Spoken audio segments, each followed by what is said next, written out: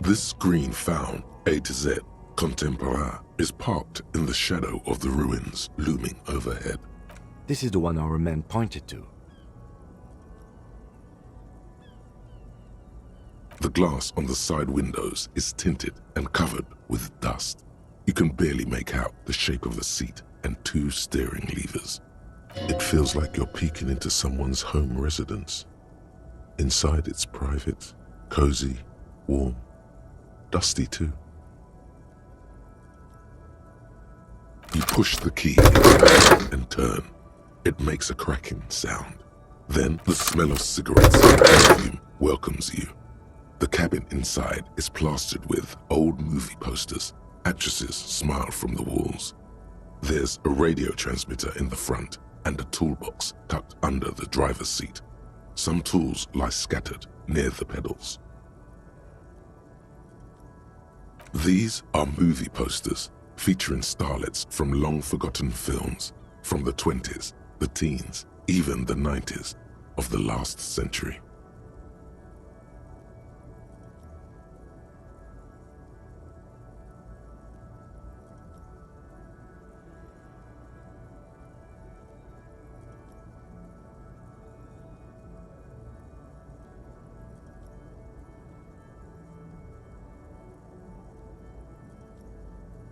One of them particularly catches your eye, a centerfold of an ingenue attached right above the back seat. There's definitely perfume in the air. It's spicy, with a hint of amberette, wafting through the bitter air of the cabin. The remnants of a sweet juniper-scented perfume, probably Grenade No. 5. The actress is draped in a sheathed dress, one of her shoulders bared. The faded remains of an autograph run across the poster. She's looking past the camera. A feeling of tenderness washes over you. A longing even, perhaps.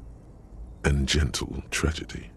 This is Tip Tijon, a starlet from the dawn of cinematography, less known for her talent than her tragic, untimely death.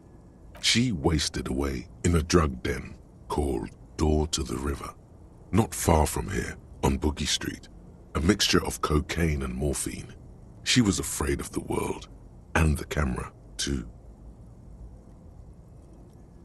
The actresses and the rear actor all smile you a warm goodbye. A radio transmitter is attached to the dashboard, and a toolbox sits under the driver's seat. Looks like the frequency dial is absent. It requires a key to work, but the key has been removed. Strange. There are so many radio stations saved here. Must be over 100 at least.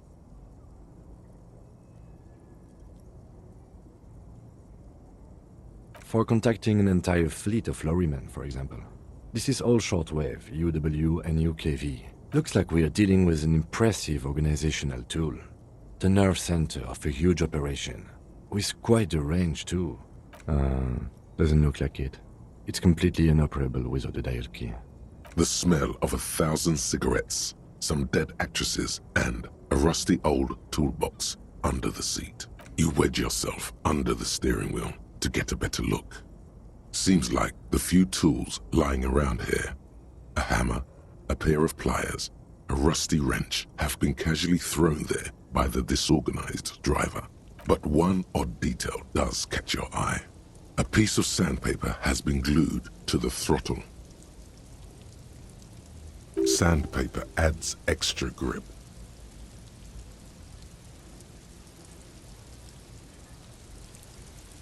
Sandpaper? A novel technique?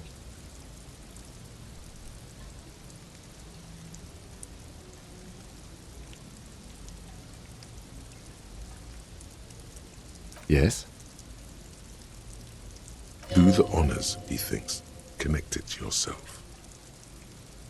Which means that the missing lady driver was present at the lynching.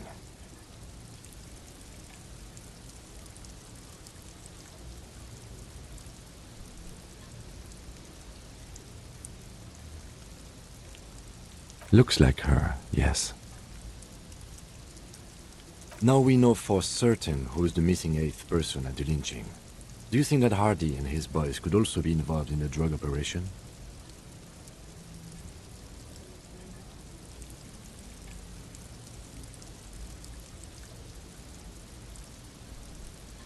You're right.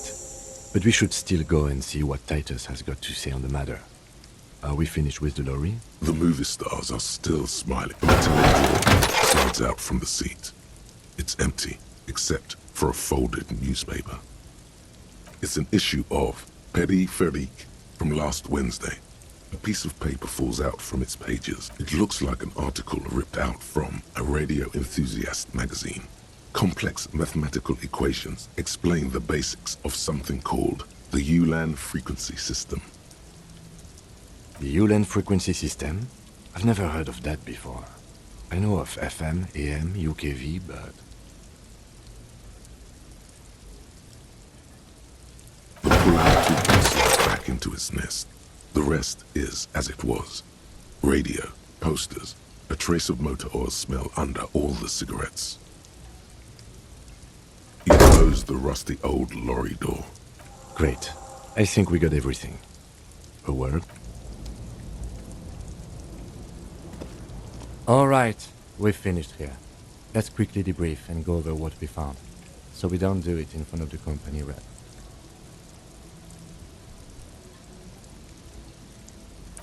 Honestly, I'm quite worried by what we've seen so far.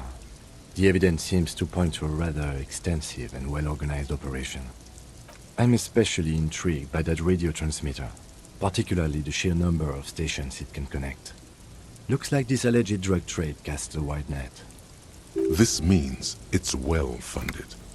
Technology like that, a major player must be financing it. I'm not sure what the Ulan frequencies are all about, but they may hold some significance. Perhaps it's a better way to connect between fleets while avoiding frequency bleed, or maybe it's used to tap into RCM networks. And last but not least, it looks like the Hardy boys knew this driver, as we know that she was present at the lynching. This may be the Union connection we've been searching for. The probe and the case converged, he thinks. This was quite the find.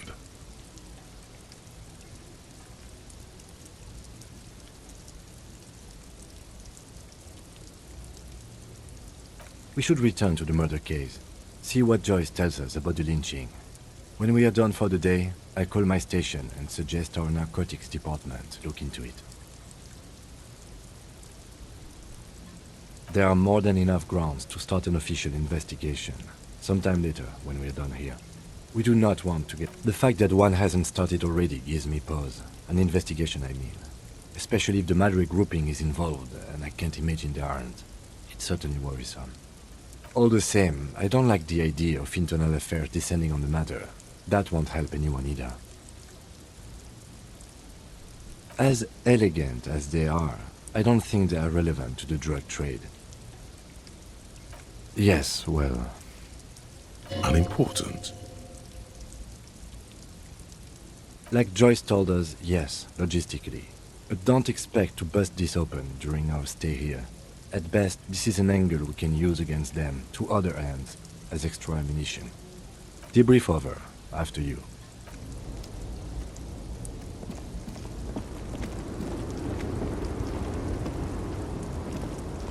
The woman still has her eyes fixed on the photograph in her hands.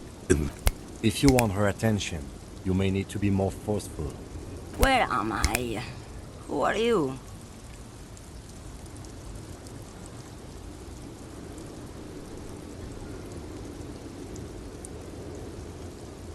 Never mind. I remember now. I'm still stuck in that traffic jam in the 50s.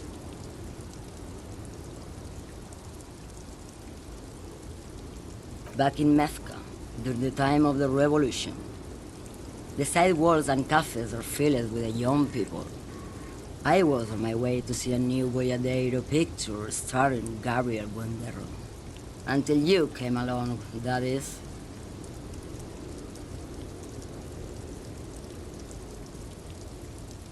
Why not, Harife? It's not like I have anything better to do in this hellhole. What do I need drugs for, Lowman? What I see, what I feel, The great adversary. No drugs can compare.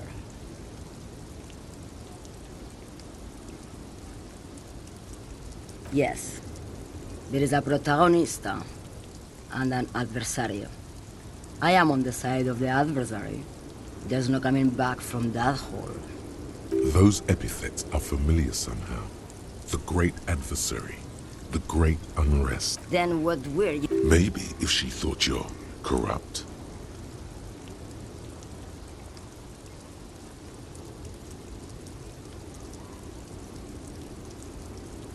Who the fuck is Irad?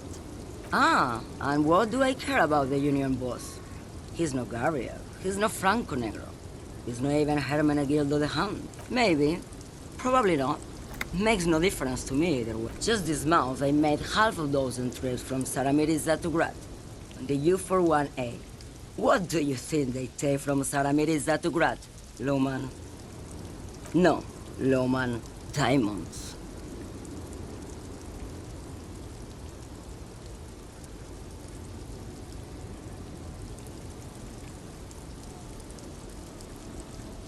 Easy.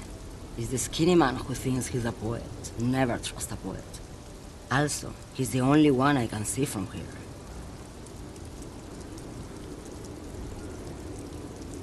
That's correct. There is no visibility of any of the others. Where do you want me? Or I can just relax and... I think we're done here, no? Yes, go.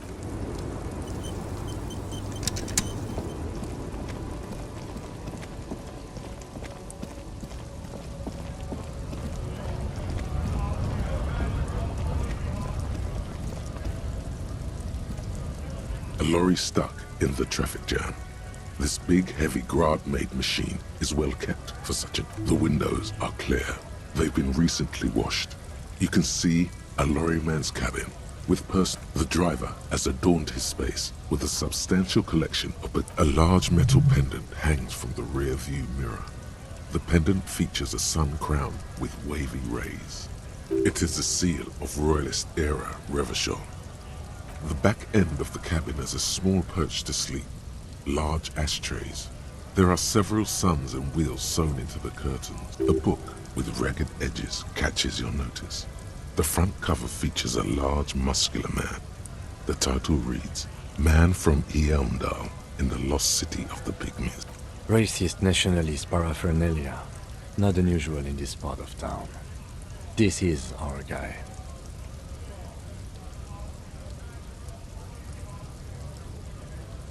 Likely, yes. This guy's proud of who he is. Drapes it all over his machine.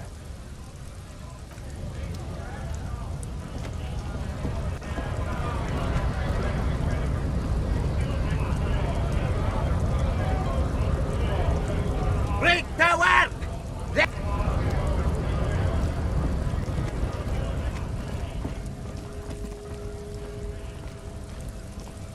Looking for something, Hunt? Come to...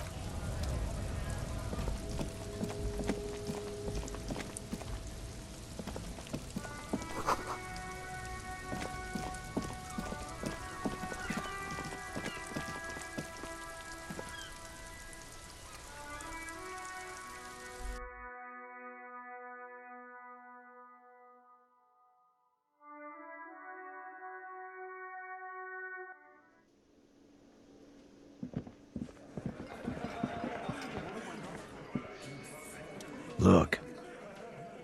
The insane police officer is back. The small man mimes, blowing his brains out. You see his rat face contorted in mock despair. There's laughter in the room. Try not to kill yourself this time.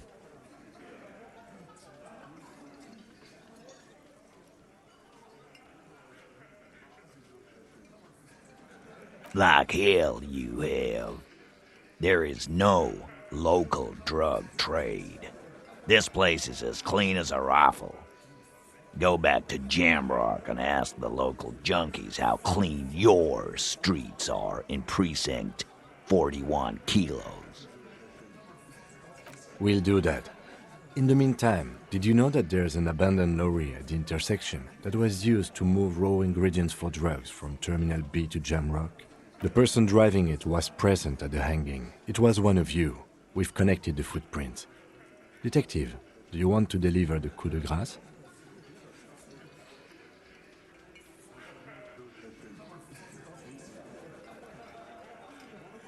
Thank you. You're right, Titus. There is no local drug trade because it's all controlled by you. You're the drug trade. That's a mighty interesting theory. I guess that's what you would need to do, theoretically. A big, strong, state-run monopoly would outcompete the runts on the street.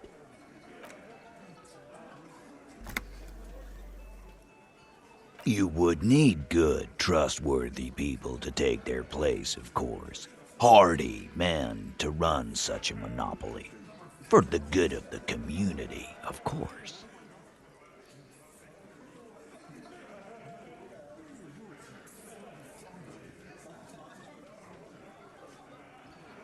No, there aren't. Some little shit and his dad are doing speed. Who fucking who? Stuff's probably from Jamrock.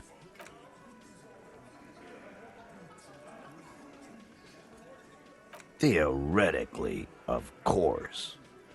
We're just talking politics here. My answer to your drug accusation is, how dare you? Go fuck yourself.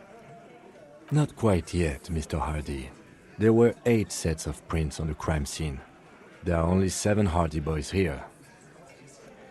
My answer is, fuck off. Mind your own business. There is no 8th Hardy. I run this goddamn scene. And here we go. Back to the usual. I know! Fatty walked on all 4s. He's so fucking fat he left 2 sets of footprints. Go fuck your mom, Dennis. That's more like it, boys. You heard him. It was Angus on all 4s. Anything else you need to know?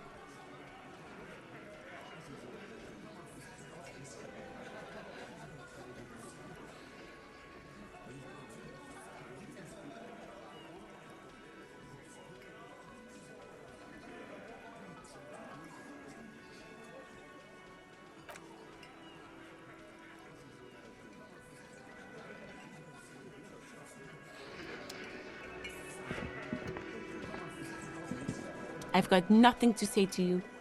Why are you wasting your time?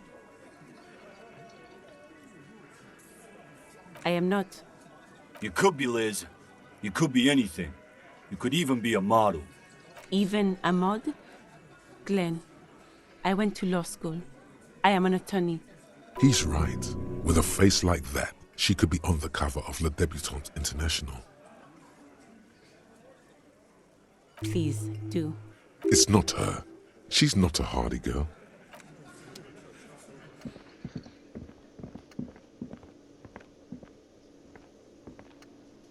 Can I help you?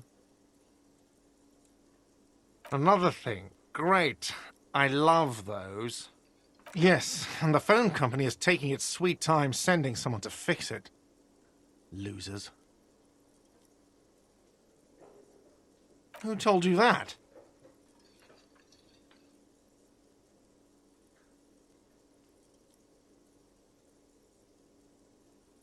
Fine, yeah. It looked like someone had messed with the wiring. It was shortly after the hanging, but I don't know if it's at all related. Plenty of assholes around here who aren't murderers. If you do find out who cut the line, though, let me know, so I can forward them the repair bill. Yes?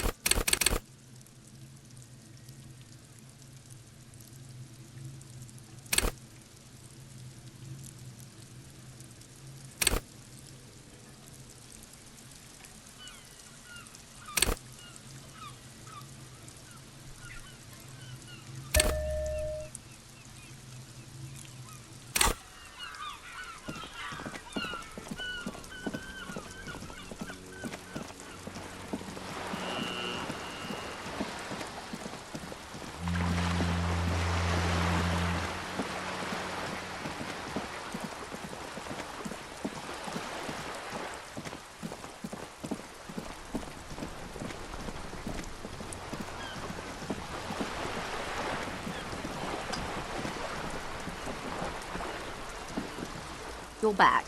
Good. What can I help you with? Not an umbrella, I hope. I don't need one myself, you see. Very rugged. Good choice. Now, I suspect you had questions. Nothing like talking to pass a rainy day. Am I right? Yes, my eyes on the harbour have sent word to that effect. What have you discovered?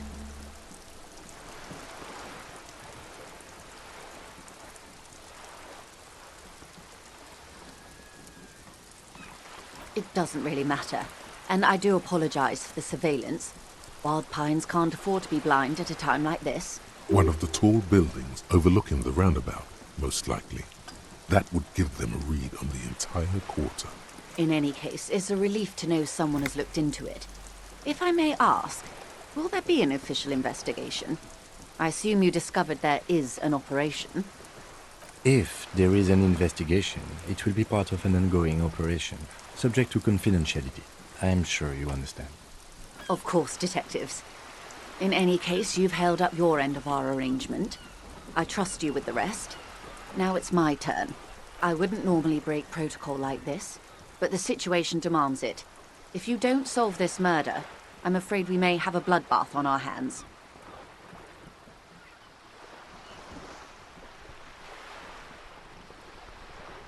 Yes. I'm afraid this strike may descend into a small-scale civil war, with possible consequences for all of Rivershoal West. Since you are sharing a man, this is also the RCM's worst-case scenario. Then we're on the same page, as grim as it may be. I have an indirect role to play, I'm sad to say. My employer experienced a momentary lapse of faith in me. In that moment, they elected to deploy a private military contractor as an insurance measure.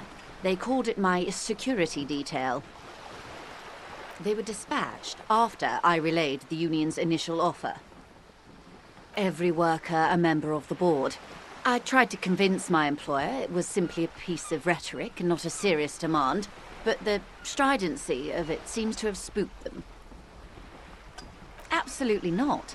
These mercenaries are muscle, pure and simple. They are meant to intimidate the Union into surrendering. Who are they, exactly? Crenell, an Oranese military company. As far as I know, 3 arrived in Martinez. They report to me sporadically, but they do not answer to me. To be frank, our relationship is deteriorating.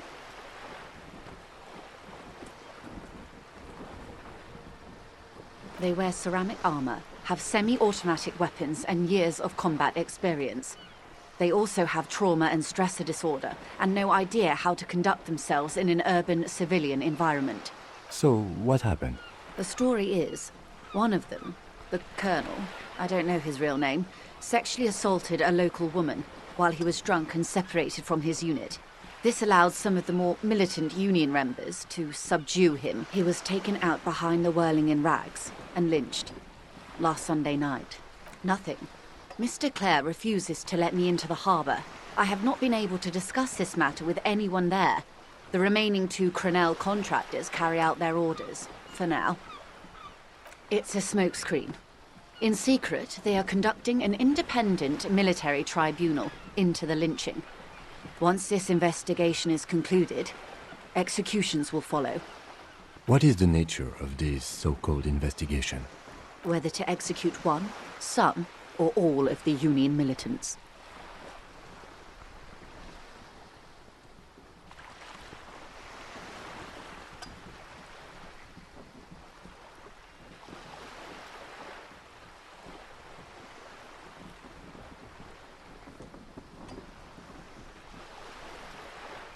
Surely you're joking.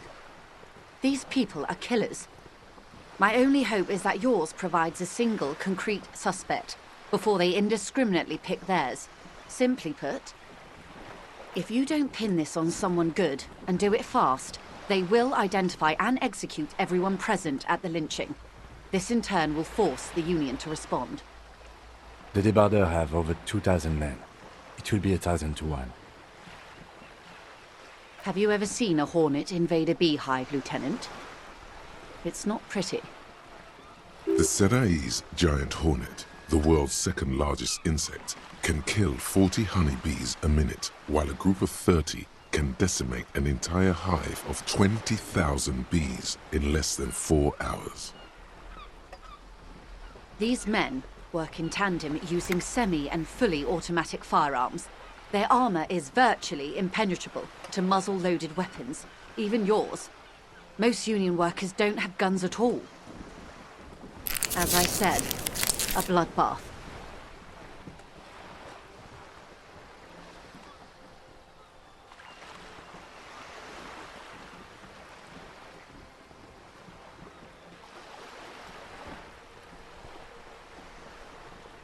Many bleak scenarios have already come true. Nameless, badgeless detective of the citizens' militia. All we can do is keep the rest from going the same way.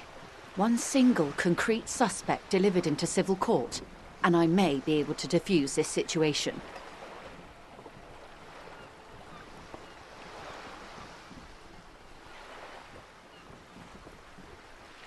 If you mean did I see him alive? Yes. But I did not know him. Lely, his service name, a nom de guerre, most likely. He wouldn't divulge his full name. Only one of them did. A bad sign if there ever was one. One is a man, Corty, they call him, a nickname as well. The other a woman, Phyllis DePaul. Corty is the gunner, I believe. DePaul is a radio operator. What would you say was his eye color, the deceased's? She closes her eyes, trying to picture the man's face, then shakes her head. I can't remember. The lieutenant was testing her, asking a small detail first to see if she knew him better than she let on. She passed. That's all right, ma'am. Anything else? Nationality? What would you say was his age? He was 40. Or 50. It's hard to say which. He had a combat injury on his lower jaw. It made it difficult to estimate his age, or gauge his facial expressions. Indeed. This matches the dental reconstruction we saw on the body. What else? Nationality? Accent? He was, Occidental, I think. Light brown hair, a mixed accent, Oranese, or Messinian, maybe. His injury gave him an accent all his own. In a way, it was humanizing. He had to learn to speak through it, through the injury. That's all I know, I guess. I only met him once. Not much. Their public resume is relatively good, as far as private military contractors go. I believe they were once called Downwell. Down a deep, black well. They boast a long list of clients. Saint-Baptiste, Welchman-Lorenz, Eintracht. A warning sign, however. The operations concerned all take place in third or fourth world countries. Guarding facilities, escort missions and such. Meaning they're used to operating in war zones. Yes. All the good conflict corridors. Supramundi, Yesut, the Seminese Islands. Countries that don't have a good record reporting atrocious military conduct on their soil. Sadly, no. Before this happened, I had little interest in them. Now that I do, I don't have the resources. If you still have access to the ICP's database, you could run a better background check than I ever could. It may take some time, though. Do you know a lot about the inner workings of the RCM and the ICP, ma'am? In my line of work, it pays to do your research. I was prepared to deal with the RCM. I did not think I'd be dealing with a group like Crenell. I have. And they will. However, these orders take time to reach what is basically a rogue unit out in the field here. Until they do, it's all on us. She's being truthful. She is pressing them as hard as she can. Or he didn't. This is information passed on to me from some teenagers loitering around the canal. I cannot testify by it. The remaining contractors, their tribunal, that the man was killed because he assaulted a local woman. I've asked around a bit. This seems to be the accepted story around Martinez. The lieutenant consults his notebook. Odd. We haven't heard any reports about an assault in connection with the lynching. Where did it take place? And when? Last Sunday night, at the Whirling in Rags, the hostel by the gates. Supposedly, the colonel was drunk, maybe on narcotics. Either way, he's alleged to have sexually assaulted a woman. Sometime later, a group of dock workers got their hands on him. That's a good question, officer. I don't have the slightest idea. As I said, it's a rumor about a rumor. In any case, it's what the colonel's remaining colleagues believe. You meet her soon enough, you feel? They've gone to ground, as it were. I don't recommend seeking them out. For one, they're almost certainly armed to the teeth. They don't have the same respect for the Revachol citizens' militia as I do. To put it bluntly, they think you're vigilantes. Ghetto savages. It will not be a fruitful meeting. You're likely to run into them eventually. When that happens, I'll be in a better position to mediate if I don't appear involved.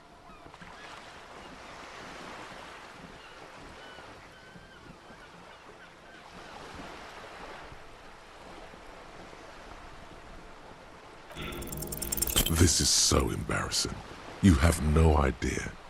There's something wrong with your brain. Luckily, the lieutenant still has his. Ma'am, with all due respect, I've been around Martinez, and there's a giant hulk of a man in ill-fitting clothes at the harbor gates. Mr. Right to Work. His heart really isn't in it. Not a terribly good actor, that one. Still. And the other one, the Pole, must be in one of the 4-story buildings overlooking the roundabout. She was reporting back to you while we were canvassing the lorry drivers. That would afford a good vantage point. Still, I hope you heed my advice. There's no need to kick the hornet's nest.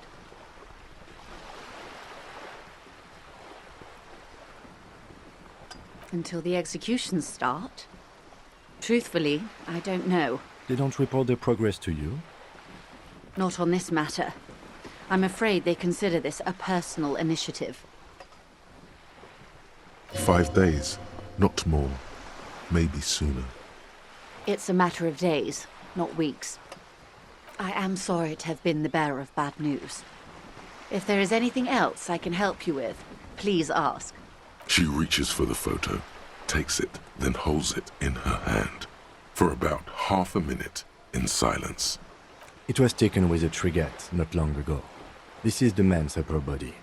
There were no more markings on his hands or legs. Her mouth is relaxed. The accordion lines near her mouth vanish. The pearls of her eyes move slowly on the photo's surface. Sorry. I was trying to see if I can read the web of interdependencies between these points. The stars. I can't. But that's how you read this story. The points themselves don't have letters, numbers, anything. Their size, location on the body, and distance from each other tells you what they represent. Port cities. On the oceans. This is an Oronese map of the waterways, a sailor's tattoo worn by wayfarers of the DeLorean century. As early as 300 years ago, the sailors would mark their bodies to map their travels. The sailor's soul would use it to fly back home if they should die abroad.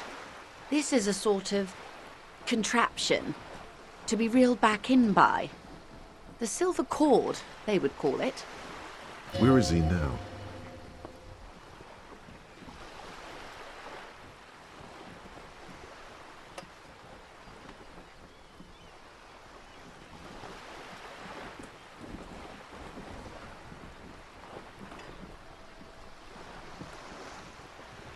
That is precisely what the sailors feared when they drew these maps. A fear of drowning. Quite a few. Vredefort, the Oronese capital, traditionally stands on the right shoulder. He started somewhere near here, I think. What next? Then he made his way to the Pretto Grande, through what I think must be the Stutz Canal, an artificial channel through the Occident. From the Pretto, he sailed to the Insulindic Ocean, first the Semines Islands, then this. Revachol. Those are the two constants. Vredefort on the shoulder, and Revachol in the heart. They started the tradition of these maps right after the discovery of Insulinde, at the dawn of the Interinsulary Age. The old world passing by, and the new world already here. You said you can't read it. I can't. This man was no sailor, and these are no ports. I can understand geographic fragments, but not their meaning.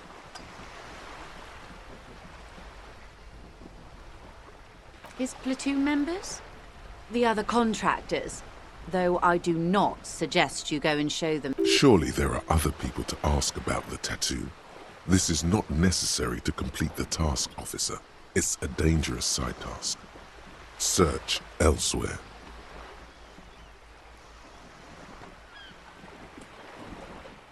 I am relieved you think so. I don't think deciphering that tattoo should come before public security. Is there anything else I can help you with?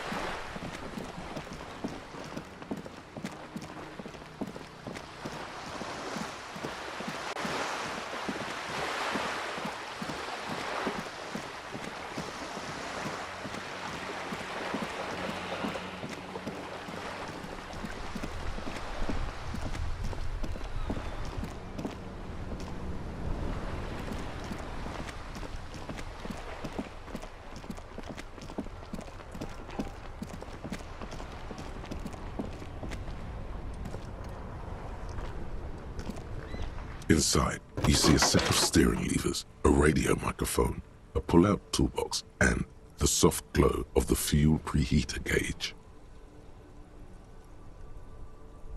This is Precinct 57. How may I assist you? Not yet, but I was able to convince the database people to share private sector information. They promised to get back to me by tomorrow morning. Do you have any other questions?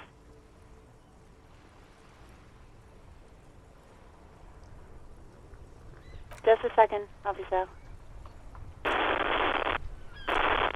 Sylvie Malaika. Yes, hello? Oh, great. What else do you need, detective? You hear? Anything else I can help you with, officer? 57's over and out. In the cabin, you see a set of steering levers, a radio.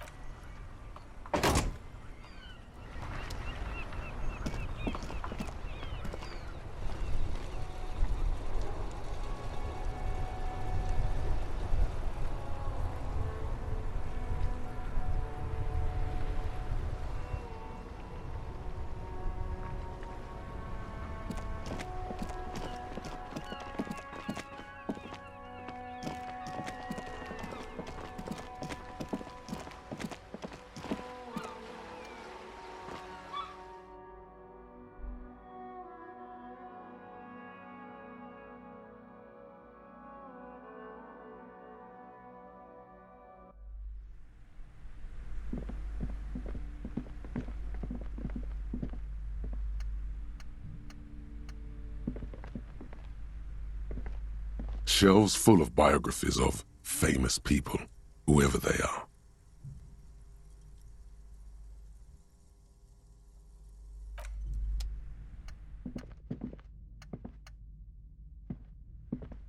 This bookstore is not strictly about crime, romance, and biographies of famous people. There's also a wide range of paranatural literature. Amidst the various books, you find one written by someone named Matthias W. Dundas.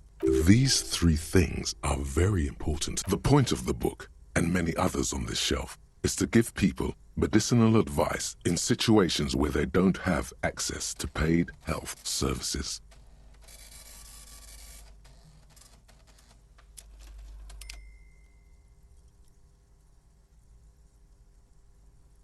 It serves platitudes, while also telling everyone that traditional medicine, the kind people don't have access to and which costs more than this book, is garbage and would only give you cancer anyway, without even curing your cold or anything. Wholeness, unity, balance, on the other hand, can basically take care of when it's up to your mind to heal yourself. The book features chapters on topics such as how to find magnesium. It even lists plants you can harvest magnesium from. How to continue drinking if you're an alcoholic who has destroyed his liver.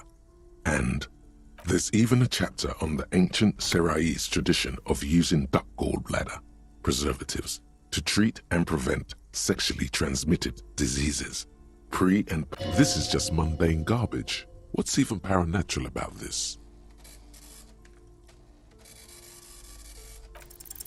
The throbbing in your head increases with every passing moment. Suddenly, as if out of nowhere, a small green book becomes apparent. The title of it reads, Medicinal Purposes of the Pearl. The book contains descriptions of various pseudoscientific therapies, alternative medicines, and folk remedies involving the pearl, also known as le territoire.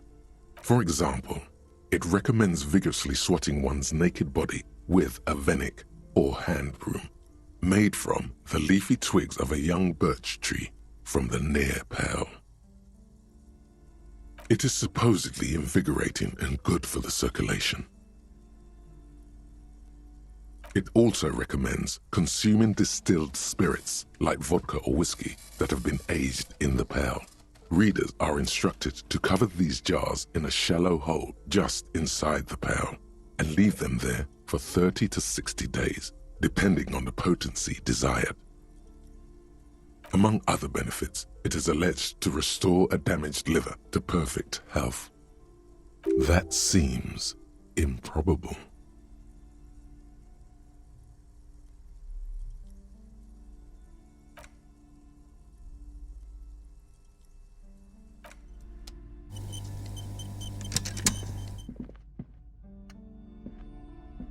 Several maps. The maps look old and faded. Your eye catches a map of Insulinda, a map of Revachol, and a map of Martin. Always good to be informed of your surroundings.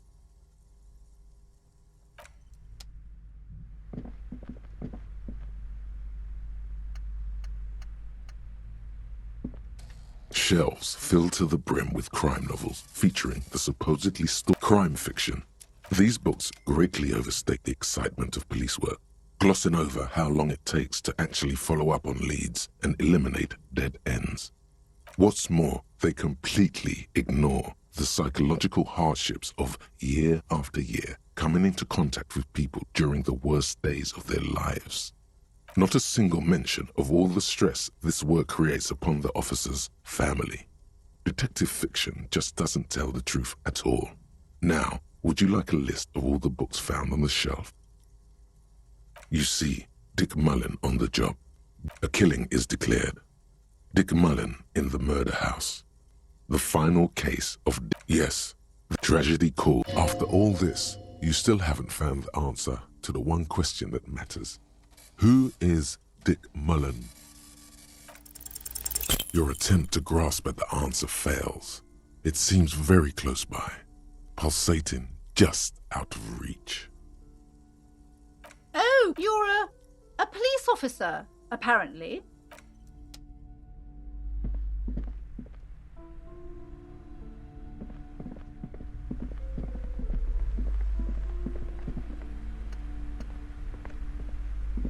A small mountain of colorful books, an endless variety of source books, lore books, and codices litter the table. The topmost book is titled Welkin Compendium, 2nd edition. There's also a large hardbound tome with intricate cover art, The Hunters of Katawak, Boreal Creature Compendium, and a Pick Your Path adventure game book titled Tales of Wirral, Cavern of Velkrag. Books in a board game section? Who wants to read books? There's a box that says Wirral, 3rd edition Mega Setting Supplements Module. The side panel notes, a fantastique adventure board game, new maps and miniatures. A sticker on it displays 25 real. That price is steep, but then it's the 3rd edition Mega Setting Supplement, so it makes sense.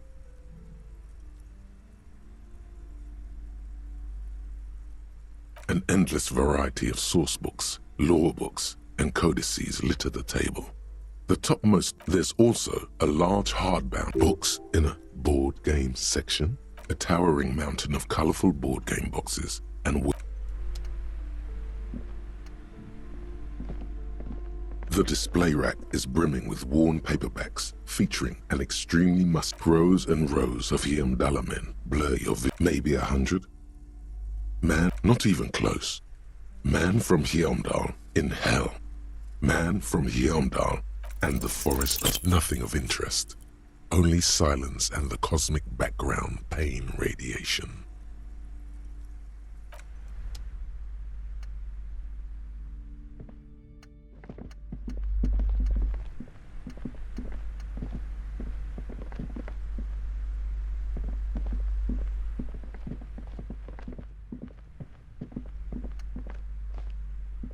Shelves full of biographies of famous people. A true cultural touchstone in...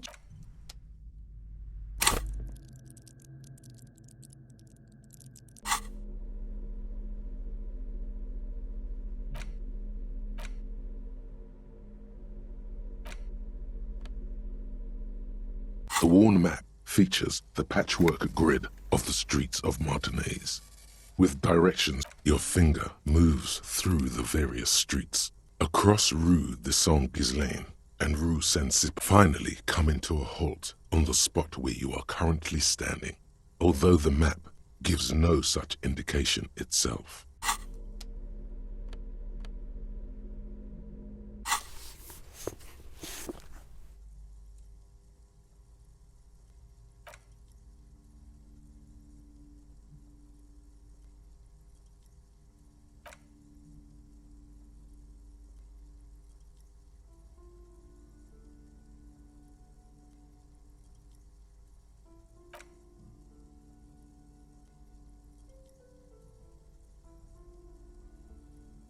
Oh yeah, this is what I was made for.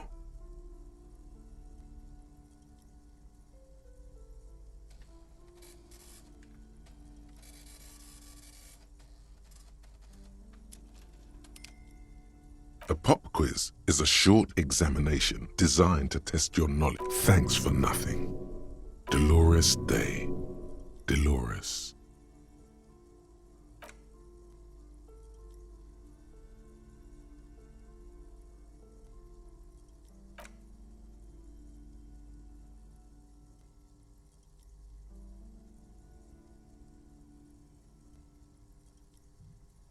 Steer clear of this one.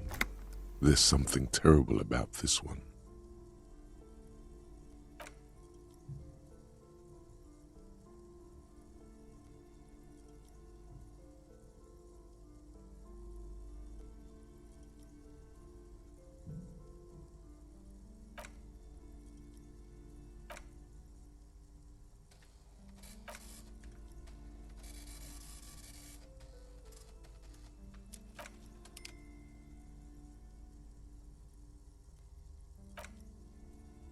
Easy. Everybody knows the answer to this. You, me, anybody.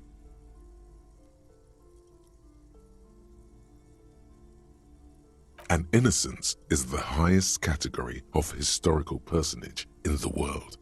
a literal personification of history. Traditionally, an innocence, when anointed, assumes supreme rule over the Occident or the known world in general. At least, the parts that matter. I can do better. Okay, so commonly, an innocence does not enforce his or her power through military power. This is seen as unnecessary. The innocence wins because an innocence can't help but win, for their deeds are inevitabilities. Did this help? Damn. Great Dolores.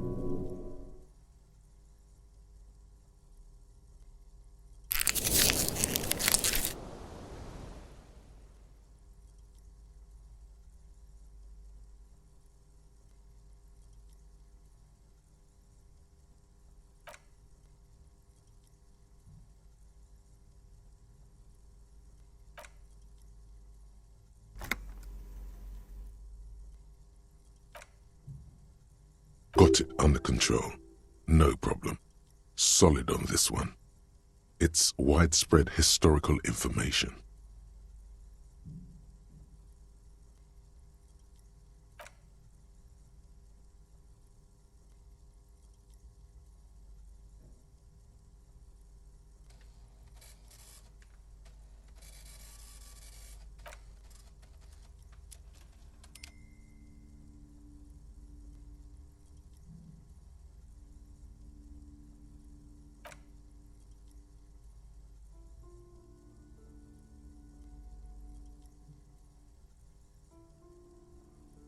I've got it, honest.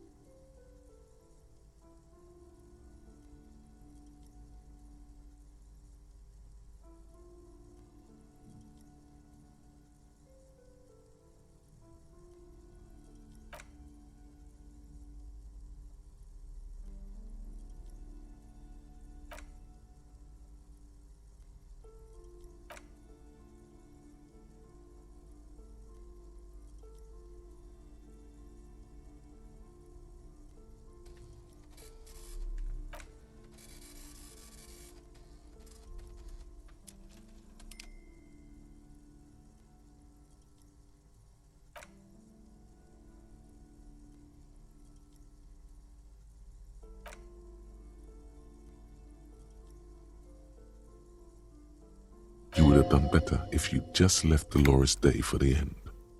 Dial the Dolores Day down a bit.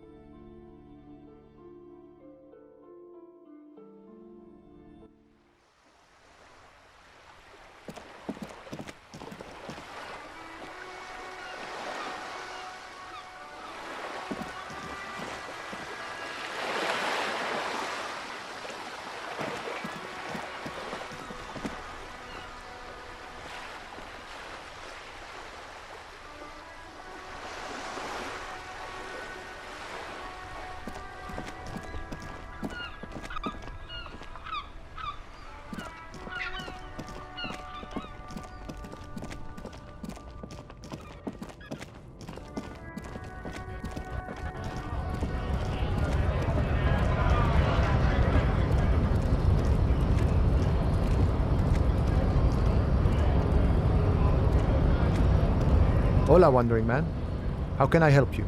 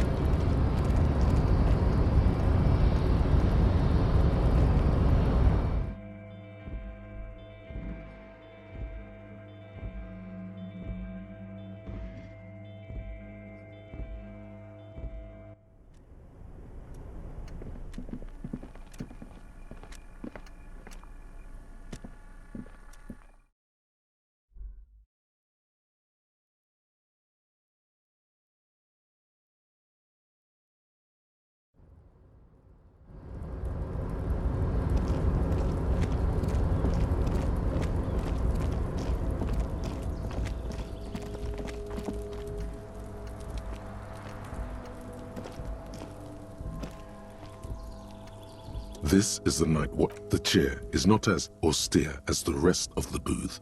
A thin grey pillow is attached to the seat, secured to the stiles by black ribbons.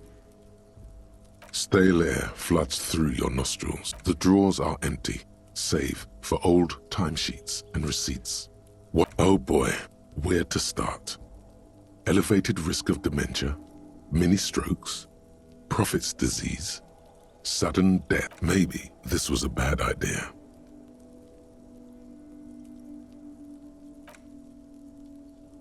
You stand and exit the booth.